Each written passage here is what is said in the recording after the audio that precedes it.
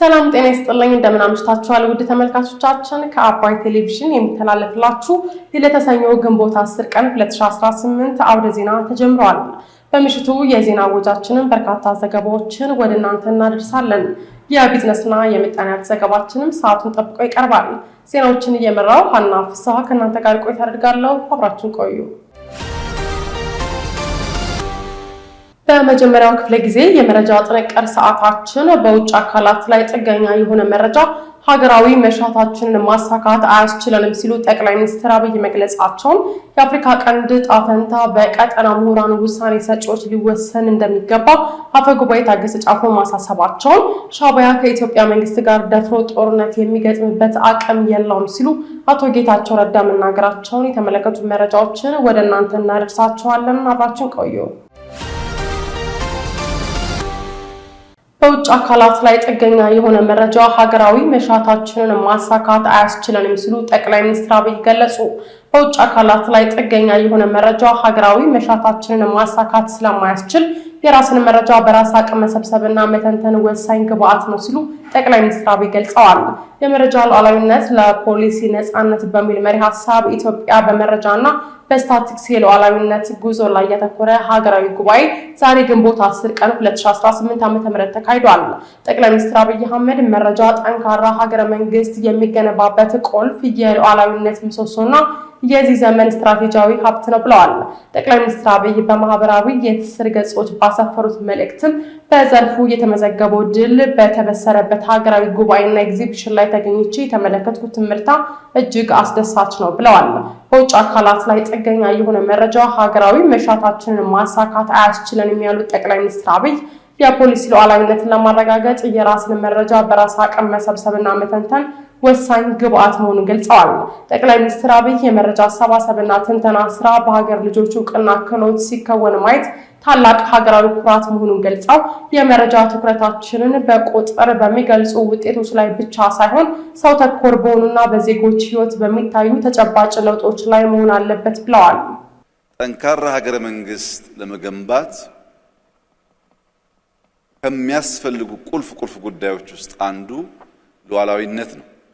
ሉዓላዊነት ሲባል የኢትዮጵያን ድንበር መከላከል፣ ፊዚካል አቅሞቻችንን መከላከል ብቻ ሳይሆን የዳታ ሉዓላዊነት፣ የምግብ ሉዓላዊነት፣ የፖሊሲ ሉዓላዊነት፣ ሌሎችም ዘርፎች የሚጠቀሱ ሉዓላዊነቶች አሉ።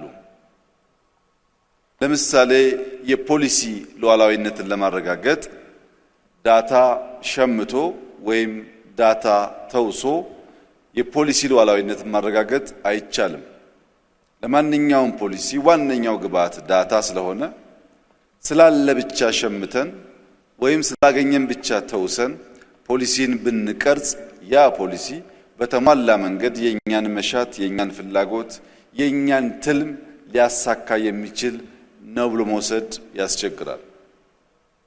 ስለዚህም የራስን ዳታ በተለያየ ዳታ ሶርስ ማሰባሰብ፣ ማከማቸት፣ አናላይዝ ማድረግ መቻል ለፖሊሲ ሉዓላዊነት እንደ ትልቅ ግብዓት ይወሰዳል።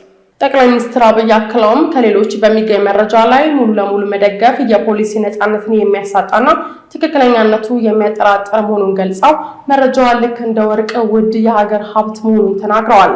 የዳታ ምንጮችን በማብዛትና እርስ በርስ በማነጻጸር የጠራና የዘመነ የመረጃ ስርዓት መዘርጋት ለሀገር እድገት ወሳኝ ሚና ይጫወታል ያሉት ጠቅላይ ሚኒስትር አብይ የመረጃ ጥራትና ተደራሽነትን በላቀ ደረጃ ለማረጋገጥ የሰው ሰራሽ አስተውሎት ወይም ኤአይ ቴክኖሎጂን በጥልቀት መጠቀም አስፈላጊ እንደሆነ ተናግረዋል። የዳታ ቫሊዴሽን ለአናሊሲስ ከፍተኛ ትርጉም አለው። ያን ለማድረግ አሁን እያንዳንዱ ዳታ ኮሌክተር በተሰጠው ቀጠና ውስጥ ሆኖ ዳታ እየሰበሰበ መሆኑን ማወቃቸው ብቻ ሳይሆን የዳታ አሰባሰብ ስርዓቱ እንከን ካለበት፣ ስህተት ካለበት ሲስተሙ እያገዘ ማረም መቻላቸው በእጅጉ አጋዥ ጠቃሚ ስራ ስለሆነ ሁላችንም የግልም የሆነ የመንግስት መስሪያ ቤቶች ቴክኖሎጂን መጠቀም፣ ኤአይን መጠቀም፣ የራስ አቅምን በትክክል ማወቅ፣ ያን ለመመንዘርና ለማድረግ የምናደርገው ጥረት ዳታና ወርቅን ኢኳሊ ኢምፖርታንት መሆናቸውን አምኖ በፖሊሲ በህግ በእውቀት የሚመራ ማንኛውም ሀገርና መንግስት ምንም ጥርጥር የለውም ብልጽግናን ያረጋግጣል። እዚህ ያላችሁ ክቡራትና ክቡራን ዛሬ ስለ ዳታ ወጣት የሥራ ኃላፊዎች ያላቸው ግንዛቤ የደከሙበት የተጉበት የሰሩበትና ለኛ ያመላከቱበትን መንገድ ስመለከት ኢትዮጵያ እንደተባለው የማንሰራራት ጉዞ መጀመሯ ለሁሉም ሰው ግልጽ በሆነ መንገድ የሚያመላክት አንድ ነገር ነው። የአፍሪካ ቀንድ ዕጣ ፈንታ በቀጠና ምሁራንና ውሳኔ ሰጪዎች ሊወሰን እንደሚገባ በጉባኤ ታገሰ ጫፎ አሳሰቡ። በአፍሪካ ቀንድ ሀገራትና ሕዝቦች መካከል ቀጠናዊ ትስስርን ማጠናከር በሚያስችሉ የመፍትሄ አማራጮች ላይ የሚመክረው የመጀመሪያው የጅጅጋ ፎረም በሶማሌ ክልል ርዕሰ መዲና ጅጅጋ መካሄድ ጀምሯል። ይህ ለሁለት ቀናት የተዘጋጀው የምክክር መድረክ በቀጠናው ቀጣይነት ያለው ውይይትን የፖሊሲ ትብብርንና ተናባቢነትን እንዲሁም ዘላቂ ስልታዊ አጋርነትን ለማምጣት አልሞ የተጀመረ ሲሆን በአፍሪካ ቀንድ ህዝቦች መካከል የበለጠ መተዋወቅን ትስስርንና የጋራ ራዕይን ለመፍጠር ከፍተኛ ድርሻውን እንደሚወጣ ተገልጿል።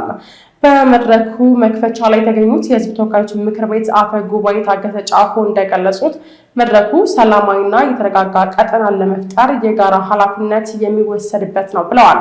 የአፍሪካ ቀንድ ዕጣ ፈንታ በራሱ በቀንዱ ሀገራት ምሁራን፣ ፖለቲከኞችና ውሳኔ ሰጪ አካላት ሊወሰን እንደሚገባ ያሳሰቡት አፈ ጉባኤው ዘላቂ ሰላምን እውን ማድረግ የሚቻለው በምኞት ብቻ ሳይሆን በተቋማት ግንባታ፣ በፍትህ፣ በውይይትና በጋራ ኃላፊነት መሆኑንም አስገንዝበዋል። የቀጠናው ዕጣ ፈንታ በማይነጣጠል መልኩ የተሳሰረ ነው ያሉት የኢጋድ ዋና ጸሐፊ ዶክተር ወርቅነህ ገበየሁ በበኩላቸው ይህ መድረክም የውጭ ተዋናዮች ሳይገቡበት የቀጠናውን አካላት በራሳቸው ጉዳይ ፖሊሲና እርስ በርስ ግንኙነት ላይ ብቻ የሚመክሩበት መሆኑን ገልጸዋል። የሶማሌ ክልል ርዕሰ መስተዳድር ሙስጠፋ መሐመድ በበኩላቸው ቀጠናው የጸጥታ ስጋት ያለበት አካባቢ ቢሆንም የህብረተሰቡን ተጠቃሚነት የሚያረጋግጡ ሰፊ ዕድሎች መኖራቸውን ጠቅሰው በተናጥል የማይፈቱ ድንበር ተሻጋሪ ተግዳሮቶችን በቅንጅት ለመቅረፍ ዓመታዊ የጅጅጋ ፎረም ተጠናክሮ እንደሚቀጥል ተናግረዋል። በተመሳሳይ የንግድና ቀጠናዊ ትስስር ሚኒስትር ዶክተር ካሳሁን ጎፌ በጉባኤው ላይ ባደረጉት ንግግር በቀጠናው የሚታዩት የድንበር ተሻጋሪ የጸጥታ ስጋቶች፣ ህገወጥ ንግድ፣ ህገወጥ የገንዘብ ዝውውርና ሌሎች የሽግግር ጊዜያዊ ስጋቶች ሰላምን የሚያደፈርሱና የኢኮኖሚ እንቅስቃሴን የሚያውኩ ናቸው ብለዋል። እነዚህ ጫናዎች ተቋማዊ የቅንጅት ክፍተቶችን በማባባስ ቀጠናው በጋራ ለመስራትና ትርጉም ያለው የንግድና የኢኮኖሚ ትስስርን ወደፊት ለማራመድ ያለውን እቅድ የሚገድቡ መሆናቸውን አብራርተዋል። ሻዕቢያ ከኢትዮጵያ መንግስት ጋር ደፍሮ ጦርነት የሚገጥምበት አቅም የለውም ሲሉ አቶ ጌታቸው ረዳ ተናገሩ። ከህወሓት ቡድን ጋር ጸምዶ የሚል ግንኙነት የፈጠረው ሻዕቢያ ትግራይ የጦር ቀጠና እንድትሆን ይፈልጋል ሲሉ የስምረት ፓርቲ ፕሬዝዳንት አቶ ጌታቸው ረዳ ተናግረዋል። አቶ ጌታቸው ረዳ ይህንን ያሉት ከ8 ወራት በፊት የትግራይ ለውጥ ፈላጊ ኃይሎች ንቅናቄ በሚል የተቋቋመው ማህበር ማኒፌስቶን በማሻሻል የትግራይ የሰላም ለውጥ ምክር ቤት በሚል በትናንትናው ዕለት የምስረታ ጉባኤውን በአዲስ አበባ ባካሄደበት ወቅት ነው። በምክር ቤቱ ምስረታ ጉባኤ የፕሪቶሪያ የሰላም ስምምነት ተደራዳሪዎች ከሆኑት መካከል ጄኔራል ጻድቃን ገብረትንሳኤ፣ አቶ ጌታቸው ረዳና ጄኔራል ገኦሽ ገብረን ጨምሮ ሌሎች 7 ማህበራዊ መሰረታቸውን ትግራይ ያደረጉ የፖለቲካ ፓርቲዎች፣ የቀድሞ የክልል አመራሮች፣ የቀድሞ ወታደራዊ አዛዦችና ታጋዮች እንዲሁም ማህበራት ተገኝተዋል። በምክር ቤቱ የተጠቀሱትን አካላት ጨምሮ ከ35 እስከ 40 አባላት አሁን ላይ እንዳሉትና በቀጣይም ለውጥና ሰላም ፈላጊ የሆኑ ወጣቶችን በማካተት በተደራጀ መልኩ ለክልሉ ሰላምና ቅቡልነት ያለው መንግስት እንዲመሰረት እንደሚሰራ የትግራይ ለውጥ ፈላጊ ኃይሎች ንቅናቄ የሚዲያ ክፍል አስተባባሪና የትንሳኤ ሰባ እንደርታ ፓርቲ ሊቀመንበር ከበደ አሰፋ ተናግረዋል። የምክር ቤቱ ምስረታ ዋና ዓላማ በክልሉ የሚስተዋለውን ህገ መንግስታዊ ስርዓትና የፕሪቶሪያውን የሰላም ስምምነት በመጣስ በጉልበት ስልጣን የተቆጣጠረውን የህወሓት ቡድን በማስወገድ በክልሉ ምርጫ ተደርጎ ህጋዊ መንግስት እንዲመሰረት በተደራጀ መንገድ በመጓዝ ሰላማዊ አስቻይ ሁኔታን መፍጠር ነው ተብሏል። በመድረኩ ንግግር ያደረጉት አቶ ጌታቸው ረዳ የሻዕቢያ መንግስት ከኢትዮጵያ መንግስት ጋር ደፍሮ ጦርነት የሚገጥምበት አቅምም ፍላጎትም የለውም ብለዋል።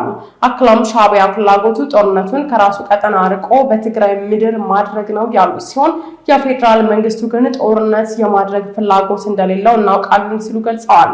በትግራይ ያሉ ከፋፋይ ኃይሎች ካልተወገዱ ትግራይ ወደ ከፋ አደጋ መግባቱ አይቀርም ሲሉ በመድረኩ ንግግር ያደረጉት ደግሞ የቀድሞ ኤታማዦር ሹም ጄኔራል ጻድቃን ገብረትንሳኤ ናቸው። የተወደዳችሁ ተመልካቾቻችን እየተከታተላችሁት ያላችሁት ከአባይ ቴሌቪዥን የአውደ ዜና የመረጃ ሰዓታችን አሁንም ቀጥሏል። ወደ ሁለተኛው ዙር ጥንቅራችን ስናልፍ ደግሞ የመከላከያ ሰራዊት የተቋሙን አሰራርና መመሪያ በሚጥሱ አካላት ላይ እርምጃ እንደሚወስድ መግለጹን ኢትዮጵያና ሳውዲ አረቢያ በሁለትዮሽ ግንኙነትና በቀጠናዊ ጉዳዮች ዙሪያ መወያየታቸውን ጨምሮ ሌሎች ዜናዎችን ዘነበ ህሉፍ እንደሚከተል ያቀርባቸዋል። ኢትዮጵያና ሳውዲ አረቢያ በሁለትዮሽ ግንኙነትና በቀጠናዊ ጉዳዮች ዙሪያ ተወያዩ።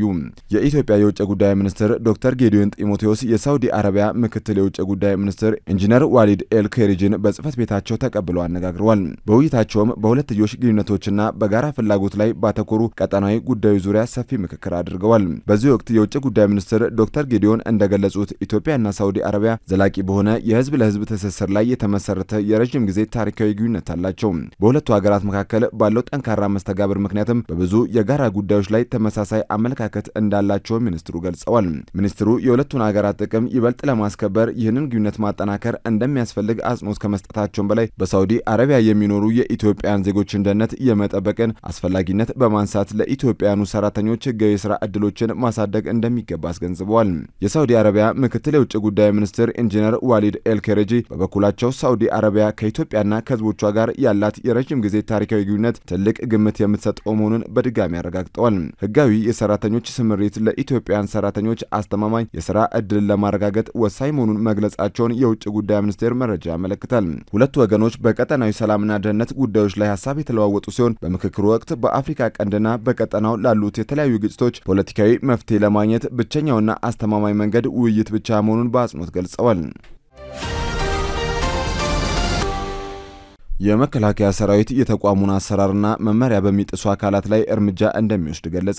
የኢፌድሪ መከላከያ ሰራዊትን አሰራርና መመሪያ በሚጥሱ አካላት ላይ እርምጃ መውሰድ እንደሚጀምር የመከላከያ ሚዲያና ኮሚኒኬሽን ማዕከል ኃላፊ ሜጀር ጀነራል እንዳልካቸው ወልደ ኪዳን ገልጸዋል። የኢትዮጵያ መከላከያ ሰራዊት ከህብረተሰቡ የወጣ ህዝቡንና ሀገሩን እስከ ህይወት መስዋዕትነት በመክፈል የሚያገለግል በህገ ደንብ በአሰራርና መመሪያ የሚሰራ ለአንድ ዓላማ የተሰለፈ የሰላም ኃይል ነው ያሉት ሜጀር ጀነራል እንዳልካቸው ነገር ግን አግባብ ነት በሌለው ህግና አሰራር በማይፈቅደው መንገድ የሚጓዙ የሰራዊቱን ብሎም የተቋሙን ክብር የሚነካ ተግባራትን በማህበራዊ ሚዲያ ሲያሰራጩ እየተመለከትን ነው ብለዋል። ሜጀር ጀነራል እንዳልካቸው አክለውም ከሰሞኑ ቀደም ሲል የሰራዊቱ አባል የነበሩና በቦርድ ከሰራዊቱ አስፈላጊው መብት ሁሉ ተሟልቶላቸው በክብር የተሰናበቱ አባላት በአዳማና በቢሾፍቱ የመሬት ይገባኛልና ሌሎች ጥያቄዎች ሰልፍ በሚመስል መልኩ መፈክር እያሰሙ ማቅረባቸው ህግን የጣሰ በመሆኑ ተጠያቂ እንደሚያደርጋቸው ተናግረዋል። የመከላከያ ሚዲያና ኮሚኒኬሽን ኃላፊው ከመከላከያ ቴሌቪዥን ጋር ባደረጉት ቃለ ምልልስ በማህበራዊ ሚዲያ እየተራገበ ያለው የሰራዊት አባላት ጥያቄ አስመስሎ ከጀርባው ገፊዎች የተቀላቀሉበት ሀገራዊ ሁኔታን ታርጌት አድርጎ የተሴረ መሆኑን የጠቆሙት ጀነራሉ ከተፈቀደለት አካል እና ከተቋሙ የሚዲያ ባለሙያ ውጪ ወታደራዊ አልባሳት ለብሶ በማህበራዊ ሚዲያ ፍላጎታቸውን የሚያንጸባርቁ አካላት ላይ እርምጃ እንደሚወሰድ ገልጸዋል። ወደ ህብረተሰቡ ሲቀላቀሉ ከህብረተሰቡ የተለየ ጥቅም ወታደር በመሆኑ ወይ ደግሞ በክብር በመሰናበቱ በመቁሰሉ ወይም ጉዳት በማስተናገዱ የተለየ ፕሪቪሌጅ ወይም ደግሞ የተለየ ጥቅም ከህብረተሰቡ በላይ የተለየ ጥቅም እንዲያገኝ የሚፈቅድ ወይ የሚደነግግ አሰራር የለም። ስለዚህ ይህንን ጥያቄ ማንሳት በተለይ አሁን እየተዟዟረ ካለው ሁኔታ ይህን ጥያቄ ማንሳት ልክ ህገወጥ ማንም ሰው በህጉ ላይ እንደሚደነገገው አንድ ወታደር ሰላማዊ ሰልፍ መሰለፍ አይችልም፣ በአድማ አይሳተፍም። የሰራዊቱን ልብስ ለብሰ ስለተቋሙ ምንም አይነት ነገር ማስተላለፍ አትችልም። ስለዚህ በአንድም ይሁን በሁለት ምክንያት እነዚህ ሰዎች የተቋሙን ዩኒፎርም በመልበስ ከሚገባው በላይ የህግ ጥሰት የሄዱበት ሁኔታዎችን ነው እያየን ያለን። ስለዚህ በዚህ ጉዳይ እኛም እያየነው ነው፣ እርምጃም ለመውሰድ ዝግጅት ላይ እንደሆነ ነው ለማንሳት እንፈልግ። ከሰራዊቱ በክብር ተሰናብተው ወደ ሲቪሉ የተቀላቀሉ የሰራዊቱ አባላት እንደማንኛውም ሲቪል ማህበረሰብ ማግኘት የሚገባቸውን መብት ያገኛሉ፣ ነገር ግን በተለየ ሁኔታ ተጠቃሚ ይሆናሉ የሚል አሰራርም ሆነ ሕግ እንደሌለ ሜጀር ጀነራል እንዳልካቸው አስረድተዋል። ማንኛውም የሰራዊት አባል ከሰራዊቱ ሲሰናበት ወታደራዊ አልባሳት የሚያስረክብ መሆኑ በሰራዊቱ መተዳደሪያ ደንብ መደንገጉን የገለጹት የመከላከያ ሚዲያና ኮሚኒኬሽን ኃላፊው ማንኛውም አካል ከመደበኛ ሰራዊት ውጪ ወታደራዊ አልባሳት ለብሰው የሚንቀሳቀሱትን ለሕግ ማቅረብ እንዳለበት አስገንዝበዋል። የኢትዮጵያ አየር መንገድ የተመሰረተበትን 80ኛ ዓመት ምክንያት በማድረግ የ8 ኪሎ ሜትር የጎዳና ላይ ሩጫ አካሄደ።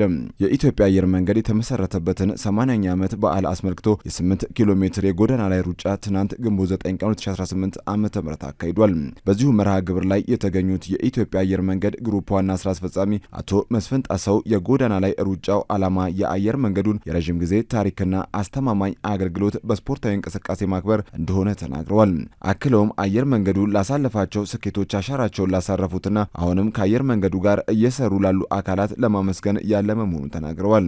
እንደዚህ አይነት የጎዳና ላይ የስፖርት ውድድር ስናዘጋጅ ዓላማችን አየር መንገዳችን ባለፉት 80 ዓመታት ያሳለፋቸውን ስኬቶች ለመዘከር እና በቀጥታም ሆነ በተዘዋዋሪ ስኬታማ ጉዞ አሻራውን አሳርፈው ያለፉትንና አሁን በመትጋት ላይ የሚገኙትን የሥራ አመራሮች፣ ሰራተኞች፣ ደንበኞች ለማመስገን እንዲሁም የስፖርት ቤተሰቡን ባሳተፈ መልኩ በጋራ በደስታ ለማክበርና ዕውቅና ለመስጠት በሚል እሳቤ ነው። በተጨማሪም እንዲህ አይነት የጎዳና ላይ ስፖርታዊ ዝግጅቶች የዘመናት የበረራ አገልግሎት ስኬታችንና አህጉራችንን የተሻገረ በጎ ገጽታችንን ይበልጥ ለማጉላት የሚኖረው ፋይዳ ቀላል አይደለም። በመርሃ ግብሩ ላይ አቶ መስፍን ባደረጉት ንግግር ተቋሙ በታሪኩ መጀመሪያ በ1938 ዓ.ም ስራ ሲጀምር በጥቂት አነስተኛ አውሮፕላኖች ብቻ በረራ ያደርግ እንደነበር አስታውሰዋል። ከዚያን ጊዜ ጀምሮ ባደረገው ያልተቋረጠ እድገትም በአሁኑ ወቅት የዓለምን ዘመናዊ ቴክኖሎጂ ያካተቱ የተለያዩ የቦይንግ የኤርባስና የሌሎች አውሮፕላኖች ባለቤት መሆን መቻሉን አብራርተዋል። አቶ መስፍን አክለውም በተለይ በካርጎ በአቪዬሽን አካዳሚ ማሰልጠኛና በሌሎችም የዘርፉ አገልግሎቶች አርአያ የሚሆን ተግባር እያከናወነ ይገኛል ነው ያሉት። በካይሮ የተጀመረ አንድ የበረራ መስመር በትውልድ ቅብብሎች ዛሬ ላይ ከ145 በላይ መዳረሻዎች ሊኖሩት ችሏል። በአሁኑ ወቅት አየር መንገዳችን በአውሮፕላን ቁጥሮችና በመዳረሻዎች ብዛት ብቻ ሳይሆን በአውሮፕላን ጥገና፣ በካርጎና ሎጂስቲክስ አገልግሎት፣ በአቪዬሽን ትምህርትና ስልጠና፣ በደንበኞች አገልግሎትና በሌሎችም ዘርፎች በአህጉሪቱና በመላው ዓለም ላይ አርአያ በመሆን በየጊዜው ዕውቅናና ሽልማት በማግኘትም ከአፍሪካ ቀዳሚ መሆኑን አስመስክሯል።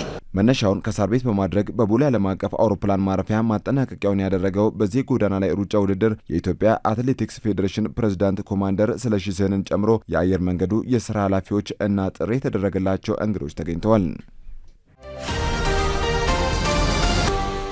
በዝርዝር ወደ ያዝነው መረጃ ስናልፍ ደግሞ ዩራኒየም የማበልጸግ መብቷ ላይ እንደማትደራደር የገለጸችው ኢራን ጦርነትን ለማስቆም ለአሜሪካ አዲስ የሰላም እቅድ በፓኪስታን በኩል ማቅረቧ ተነገረ።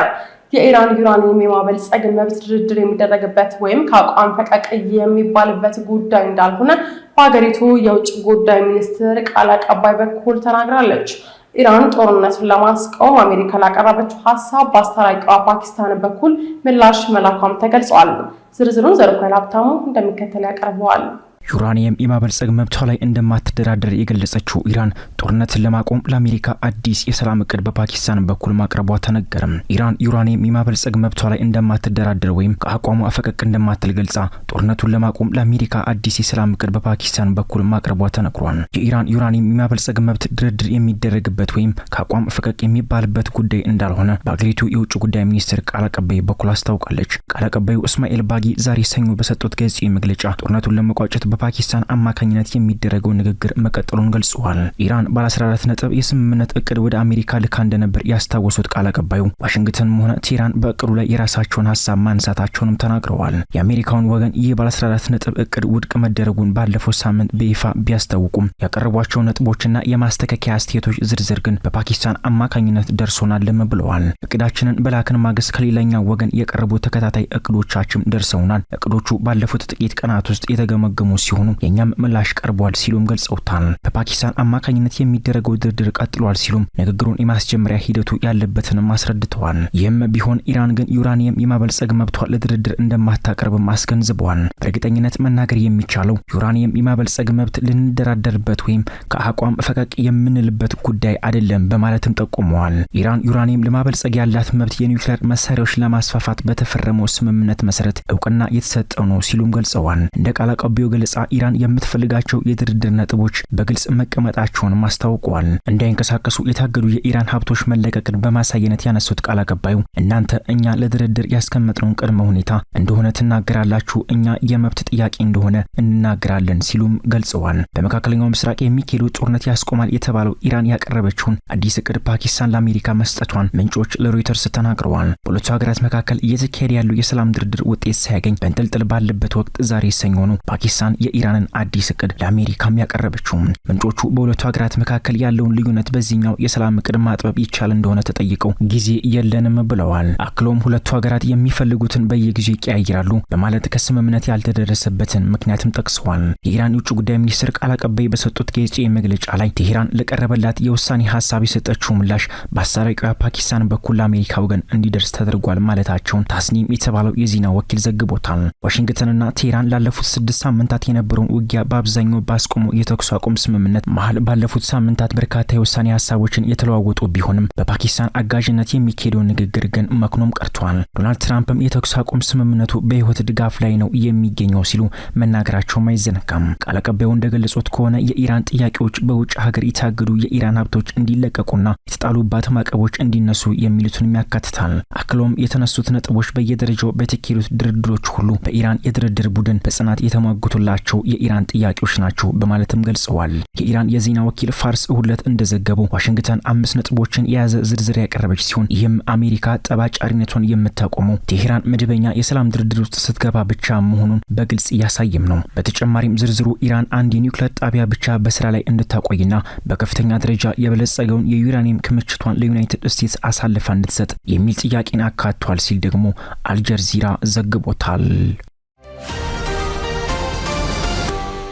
ከአባይ ቴሌቪዥን የምሽት ዘገባዎቻችን አሁን እንደቀጠሉ ናቸው። ወደ ተመልካቾቻችን አሁን ደግሞ የቢዝነስና ምጣኔ ሀብት ጉዳዮች ወደ እናንተ የሚደርሱበት ሰዓት ላይ ደርሰናል። መረጃዎቹን ዳሩሰላም ተሸመታ አቀርባችኋለች። አብራችሁ ቆዩ።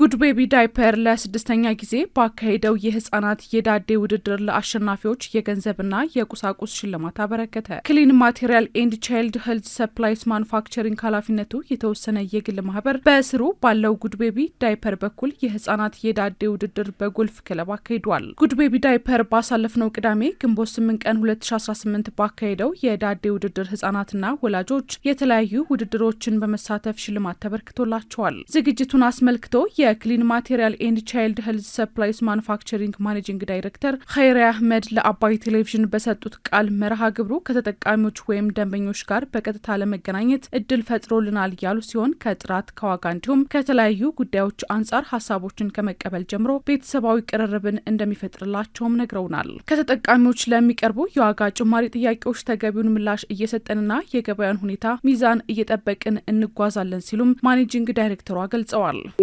ቀን ብለን ልንጠራው እንችላለን። ኢቨንቱ ከአመት ዓመት እኛውንም እየወሰድንበት በጣም ቆንጆ የሆነ በተለይ ቤተሰቦች የኛ ከስተመር የምንላቸው የመጀመሪያ ልጆቻቸው አድርገው ሁለተኛ ትንንሾች ልጆቻቸው ይዘው የሚመጡበት እየተጫወቱ ፈን እያደረጉ ይውላሉ።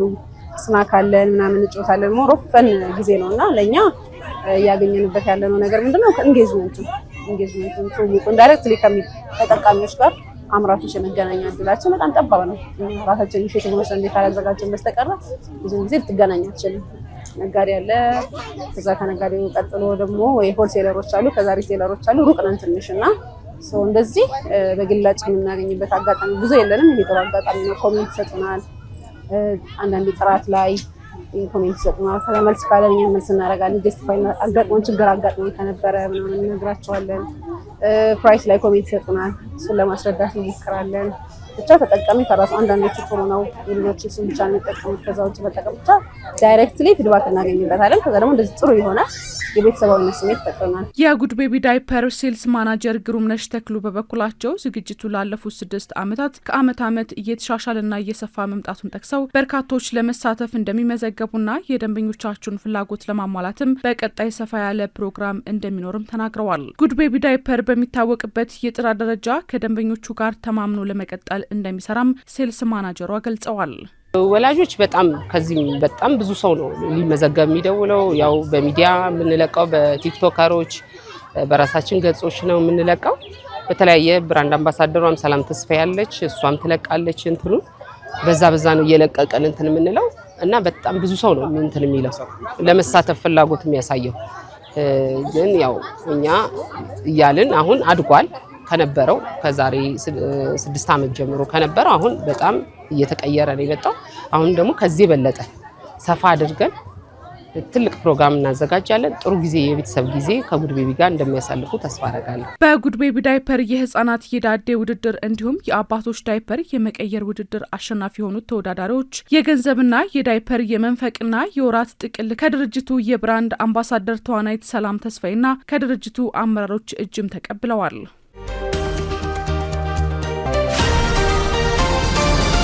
76 ሚሊዮን ብር በጀት የተያዘለት የጅግጅጋ ሁለተኛው ደረጃ የቁም እንስሳት የግብይት ማዕከል የመሰረተ ድንጋይ ተቀመጠ። የንግድና ቀጠናዊ ትስስር ሚኒስቴሩ ዶክተር ካሳሁን ጎፌ ከሶማሌ ክልል ርዕሰ መስተዳድር አቶ ሙስጠፌ መሐመድ ጋር በመሆን በጅግጅጋ ከተማ ለሚገነባው የሁለተኛ ደረጃ የቁም እንስሳት ግብይት ማዕከል የመሰረተ ድንጋይ አስቀምጠዋል። ከ76 ሚሊዮን ብር በላይ በሚሆን ወጪ የሚገነባው ይህ ዘመናዊ ማዕከል በክልሉ ሁለተኛው የግብይት ማዕከል ነው ሲሉ ዶክተር ካሳሁን ጎፌ ተናግረዋል። ሰሞኑን በክልሉ የደጋሃቡር የቁም እንስሳት ግብይት ማዕከል ተመርቆ ስራ መጀመሩ የሚታወስ ሲሆን የጅግጅጋው ማዕከል ደግሞ በክልሉ ሁለተኛው ያደርገዋልም ብለዋል። ይህ የገበያ ማዕከል በዓለም ባንክ የፋይናንስ ድጋፍ በድራይቭ ፕሮጀክት አማካኝነት የሚገነባ ሲሆን አርብቶ አደሩ ከምርቱ ተገቢውንና ተመጣጣኝ ዋጋ እንዲያገኝ ትልቅ እድል ይፈጥራልም ብለዋል ሚኒስትሩ ዶክተር ካሳሁን ጎፌ። ይህ የልማት ፕሮጀክት በጣም በአጭር ጊዜ ተጠናቆ ለህዝቡ አገልግሎት መስጠት እንዲችል በትኩረት እንደሚሰራም ገልጸዋል። ግንባታው በሚቀጥሉ 3 ወራት ጊዜ ውስጥ በውሉ መሰረት ጥራቱን በጠበቀ መልኩ ተጠናቆ ለአገልግሎት እንደሚበቃ ያላቸውን ጽኑ እምነትም አብራርተዋል።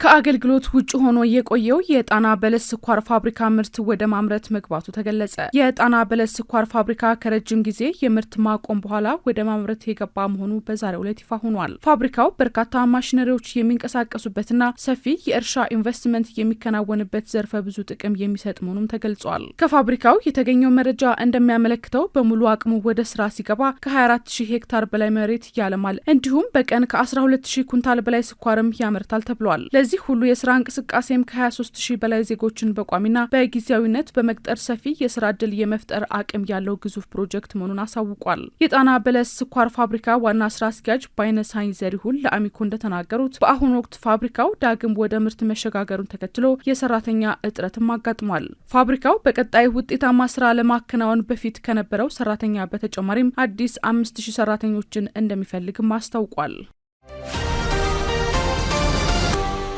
ስትከታተሉት የነበረው የዕለተ ሰኞ ግንቦት 10 ቀን 2018 ከአባይ ቴሌቪዥን የአውደ ዜና የመረጃ ጥንክራችን ይህንን ይመስል ነበር። አብራችሁን ስለነበራችሁ ከልብ እያመሰገንን በያላችሁበት መልካም ምሽት